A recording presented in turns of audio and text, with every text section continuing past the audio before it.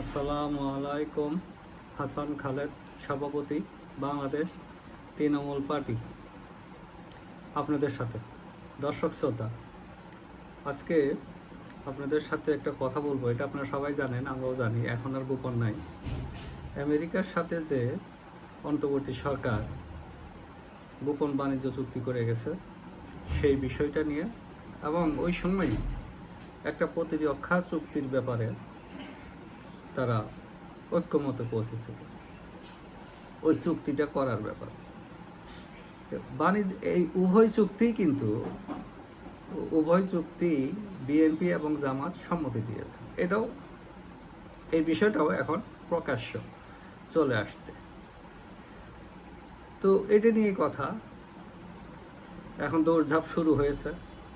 খলিলুর রহমান পররাষ্ট্রমন্ত্রী কিন্তু ওই কারণেই চুক্তিগুলো বাস্তবায়ন করার জন্য। সেনাপ্রধানও আপনার আমেরিকা গিয়েছেন, শোনা যাচ্ছে এই সমস্ত ব্যাপারে আর কি, প্রতিরক্ষা চুক্তির এটা ফাইনালাইজ করার জন্য। তো এখন কথা হলো, আমি মাল কিনবো,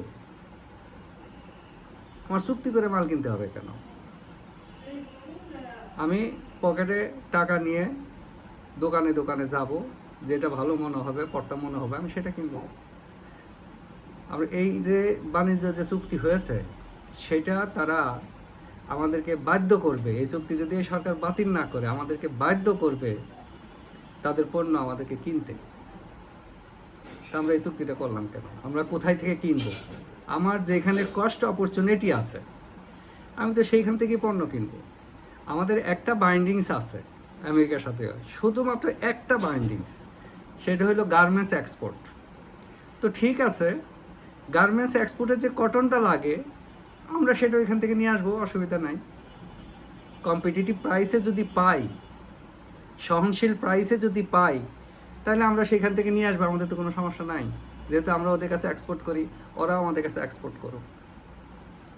তারপরে যে সমস্ত খাদ্যপণ্য আছে, মেনলি গম যদি ভালো মানের হয়, ওরা যদি আমাদেরকে থার্ড পার্টি ইন্সপেকশন করতে দেয়, তাহলে আমরা নিব, কোনো সমস্যা নাই। গম তো আমাদেরকে বাইরে থেকেই নিতে হয়, সেটা আমরা নিতে পারি। মোট কথা হলো যে আপনার ব্যালেন্স অফ ট্রেড, বাণিজ্যের ভারসাম্যটা যাতে স্থিতাবস্থা থাকে, সমান সমান থাকে, ওদের যেটা পলিসি আর কি, যাতে সমান সমান থাকে এইটা।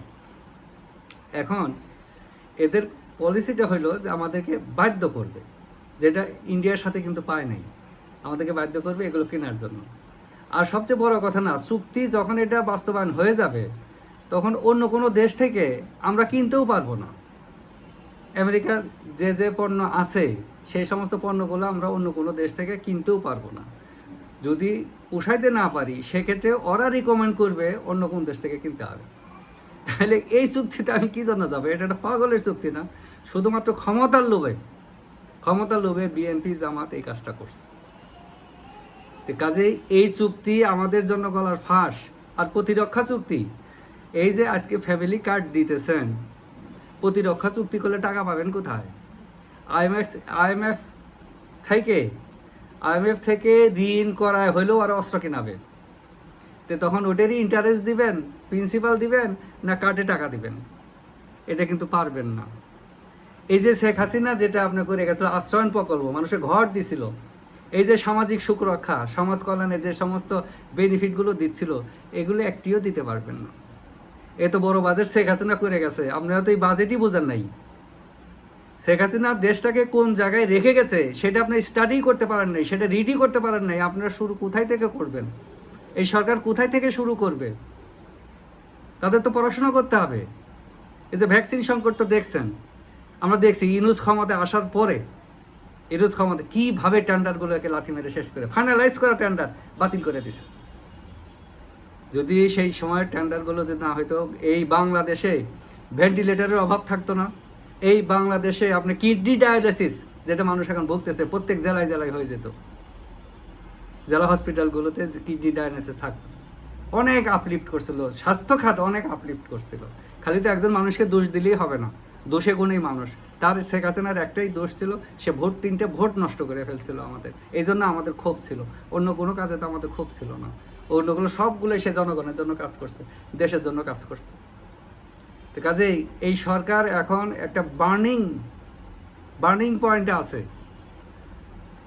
এরা যদি এই গোপন বাণিজ্য চুক্তি যদি বাস্তবায়ন করতে পারে, তাহলে কিন্তু আমাদের সর্বনাশ হয়ে যাবে। আর প্রতিরক্ষা যা চুক্তি যাতে করতেই না পারে, এজন্য আমাদের একটা অবস্থান নিতে হবে, জনগণকে একটা অবস্থান নিতে হবে, সরকারের সাথে এখনই কথা বলতে হবে যে আমরা কিন্তু অখুশ, এই সমস্ত চুক্তির ব্যাপারে আমরা অখুশ, জনগণ অখুশ, আমরা এটা চাই না।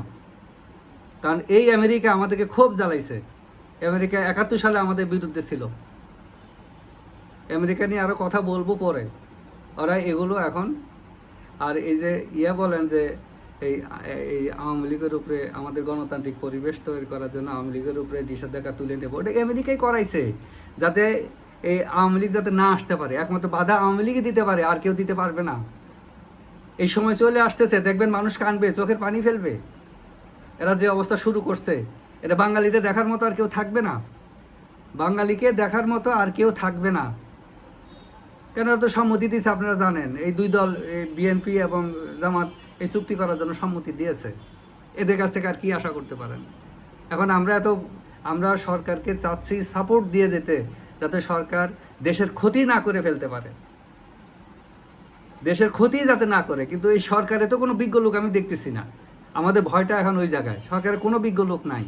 সে যাই হোক, আমরা এখন একটু সরকারেরকে বোঝানোর চেষ্টা করি, সরকারকে সতর্ক করে দেই, আমরা সবাই ঐক্যবদ্ধ থাকি, যাতে করে ওই গোপন বাণিজ্য চুক্তি বাস্তবায়ন না হয় এবং প্রতিরক্ষা চুক্তি না হয়। আর ইউনুসের কোনো অধ্যাদেশ, মানে এই অবৈধ অধ্যাদেশ যাতে সংসদে পাশ না হয়। আর সংসদে পাশ হইলে ভবিষ্যতে কিন্তু এই সংসদে যারা আছে তারা দায়ী হবে।